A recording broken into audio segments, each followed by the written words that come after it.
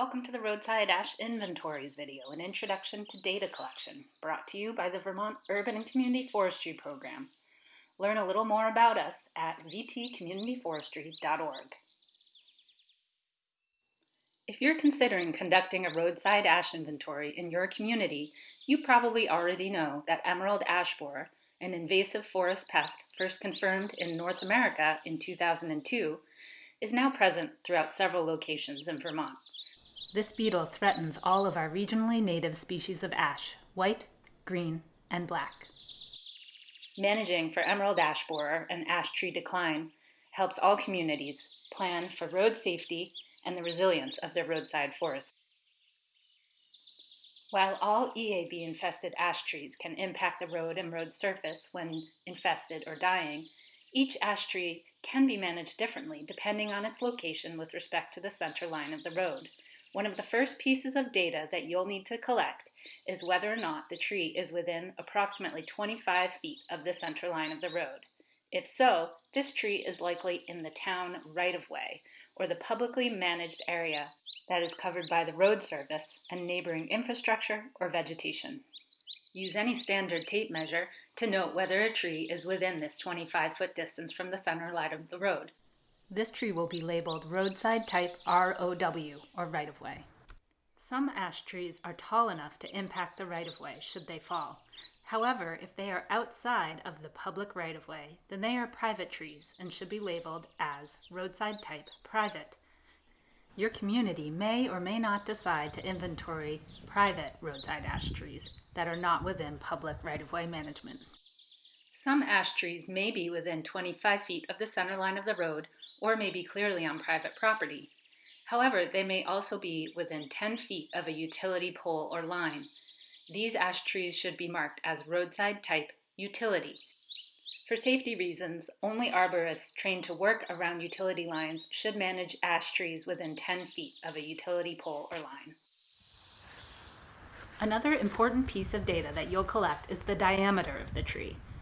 For the purposes of this inventory, measure the diameter of the tree at a comfortable standing height.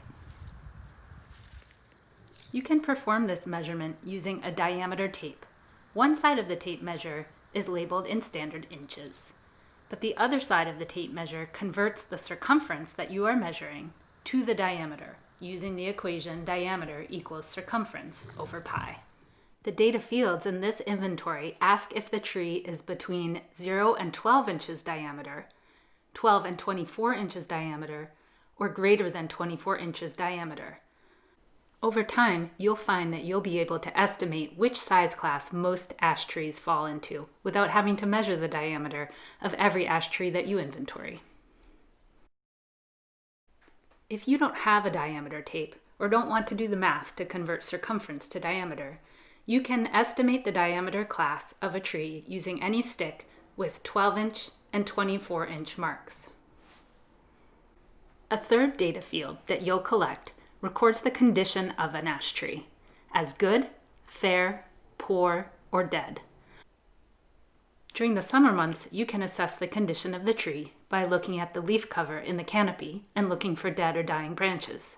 When leaves are off the trees during the winter months, you may need to look for obvious broken branches or cankers or damage to the trunk of the tree to note its condition. Pay special attention to the condition of ash trees that are at trailheads, near parking lots, or in other regularly occupied parts of your town. Some ash trees grow in small clusters or in large clumps. You can use the data field labeled count to note whether one data point is equivalent to one ash tree stem or multiple ash tree stems. If you are using a count of greater than 1, here you see a count of 3 ash tree stems, you'll need to make sure that the ash trees fall within the same roadside management type, within the same diameter class, and have the same condition before including them as just one data point in your inventory. During or after your inventory, you have the opportunity to mark an ash tree location for priority removal.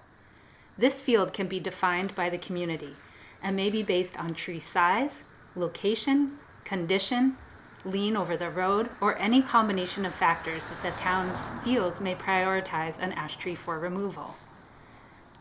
Trees prioritized for removal may be marked with the data field Priority Removal, Yes. If the town does not yet want to make any assessments regarding priority removal trees, this data field can be marked as Priority Removal, Unknown. Trees that are small, healthy, not leaning towards the road, or may be preserved with an insecticide for any cultural or aesthetic reasons can be marked as Priority Removal, No.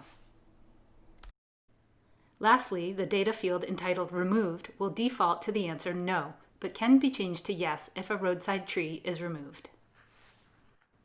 Assessing the true impact of emerald ash borer on roadside ash, the road, and the entire public right-of-way starts with a roadside ash inventory.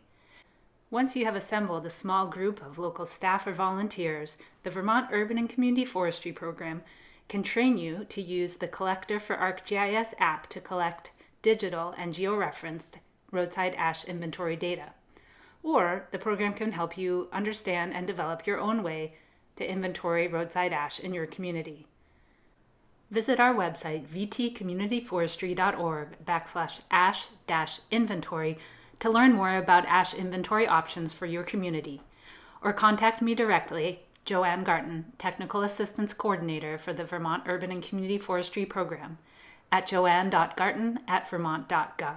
That's JOANNE.GARTON@vermont.gov. I hope you can enjoy getting to know all the trees along your town roads. Happy inventorying!